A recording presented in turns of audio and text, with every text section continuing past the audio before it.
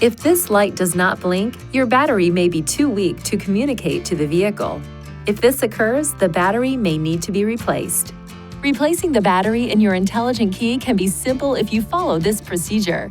First, see the owner's manual for the recommended battery before replacing.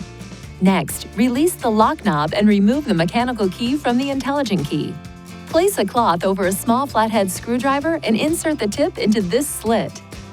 Now twist the screwdriver to separate the intelligent key into two pieces. Look at the battery to observe which side is up so you can put the replacement battery in the same way.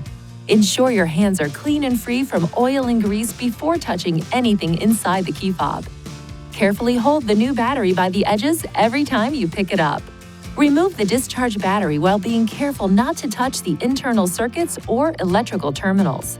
Gently place the new battery into the intelligent key with the negative side oriented in the same direction you noted during removal. Align the tips of the two halves and then close the key fob by pushing along the edges.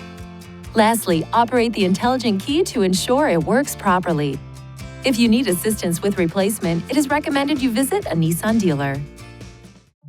Please see your owner's manual for important safety information, system limitations, and additional operating and feature information.